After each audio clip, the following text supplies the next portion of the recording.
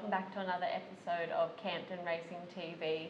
It's an exciting week at the Gold Coast this week with the first night meeting at the Gold Coast Turf Club, so obviously everyone's getting prepared for that, as I'm sure there's going to be a good show put on. Yeah, it's going to be really exciting. Can't wait. Night racing here, we don't have to travel to the Sunshine Coast, which is even better.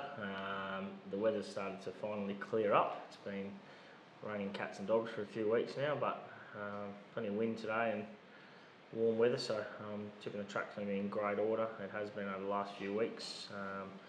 Had a few horses balloted out. There was huge nominations, and obviously with the track going to cop a lot of racing over the next few weeks for their biggest days, they're obviously not going to split races. So unfortunately, some of them we had to deal with that, and others we just dealt with horrible barrows. So still not 100% sure on where they're all going to go, but I guess the first one we can start with is Fourth Filly.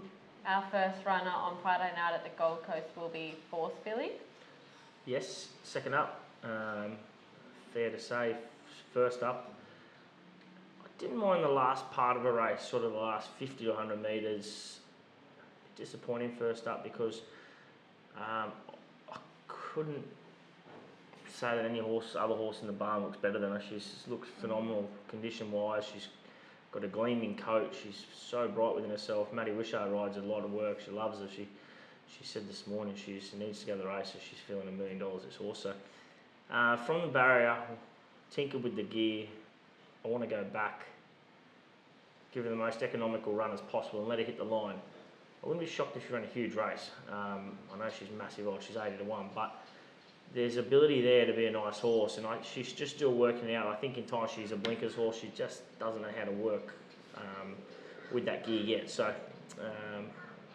just taking it off the blinkers for tomorrow night, and we'll let her hit the line. But I like the horse, and I just really want to see her run a good race. Great owners, and she's got the ability to do it. And you've also got Sajid in the Gold Coast 1000. Again, he drew terribly, so he's also nominated on Saturday at Eagle Farm and Sunday, so you've got a decision to make there. Obviously, main race on the card on a very, very nice horse that's feeling $1 million, who's come on from his first up run. I thought his run first up was super. Got back, launched home, but possibly does the same thing again tomorrow night with a very hot tempo race. Good form, with Mashani Lily. Very quick horse, and Raven Summer as well. They're fast horses, and they're good horses too. So they're going to be off and gone. Our bloke will be out the back. In saying that, do we sit in there and go 1,000, strip fitter and hit the line again, and then obviously go to a 1,200 in a couple of weeks, and then possibly go into the Magic Millions third or fourth up?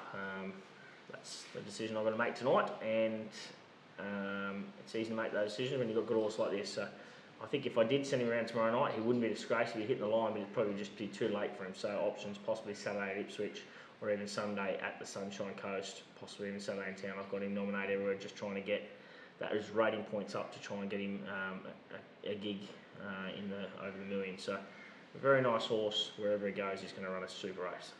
And Rolling Rock heads around in the 1,300 on Friday night. Yeah, just want to see really where she's at after hurting herself first up, stumbled, slipped out of the gates, crawled for a good few metres, which isn't ideal for a horse having a first up run. She was muscle sore for a good week to 10 days, and she's come through that. She worked really good on Tuesday. Shannon, who rides a lot of our main work, has done a lot with this horse, and to the eye she zipped up real good, and Shannon said she felt super underneath her. So I know she was disappointing first up, but if she produces the best, she's massive odds, she will run a cracking race. She's got a lot of ability, and there's no world beater in this race. 1,300 will suit. I think she can run a big race from a good barrier. And on Saturday we head to Ipswich. Over the 800, one horse Charlotte Pier is her first race start, and Upturn first up is prep. Charlotte here needs to improve. She's been pretty disappointing in her trials. Jury's out on how she'll go tomorrow. Hopefully she can run an improved race.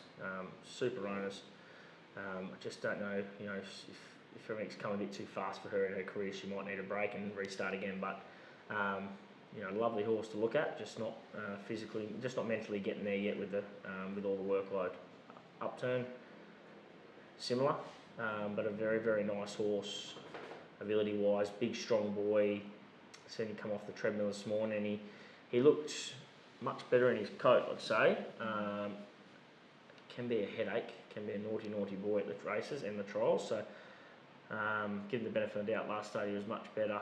Matty's ridden him, knows what he's all about, liked his recent trial. If he shows up, it's a case of how far he wins by, but it's up to him if he wants to show up and put it all together, because he's a nice horse, he's just quirky. And as you said, Sajid's also nominated there on Saturday at Ipswich. Yep, drew the one. Jason knows the horse, 56 kilos. Looks a nice race for him if he does go there. And on Saturday we also head to Eagle Farm with Lighter Boom. He's first up this prep. Obviously he has had a long layoff in between runs. Long layoff. Definitely one of my favourite horses. I love this horse to death. Can't wait to see him back at the races. 1,000 metres, definitely short of his best. There's no superstars in the field. How tough I know this horse is. It wouldn't shock me if he won. It wouldn't shock me if he was battling out running 5th or 6th. That's just the horse he is. But he's going to come on fitness-wise. He's pretty tubby in condition still. Looks super in his coat. He'll run a race. He's just a bit too short for him, but there's a couple options for him down the line. And also Sajid is in there as well. Yep, spot on Emily on ride, but barrier 10 just a bit tricky. And then on Sunday we head to the Sunshine Coast with Haney. He's first race start for him also. Yeah, Haney was going super in his earlier career. They gave him a break and he come back not as good. Don't know if he's come back this preparation. I didn't mind his recent trial, but it's not the Haney that I know he can be. He can be electric out of the gates and really run fast sections and keep going. He was a horse I had earmarked for the GC 1000, you know, take on those better 3-year-olds over 1000, but he just hasn't improved this preparation. He looks great in his coat, he's feeling well.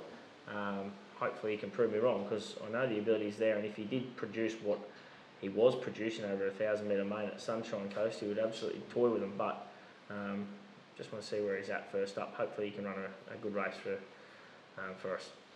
And from all of them runners, what would be your best bet for the weekend? I'm going to say Sajid, wherever he bobs up, but probably my value runner would be Rolling Rock in the last. I think she'll run a big race. She's big odds, so you don't need to have much on. And yeah, it's exciting time for the coast. Busy few days before Christmas. Friday night racing, Saturday Ipswich in town, and then Sunday Sunshine Coast, and Monday a good rest, I think. So yeah, it's a busy time of year. And then also, obviously the nominations are out for Warwick next Thursday. It's an important day. There's a few Magic Millions qualifiers there.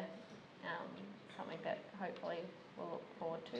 Yeah, of course. So every year we go to Warwick Boxing Day, big day as Taylor was saying there. Superb in the Magic Millions qualifier.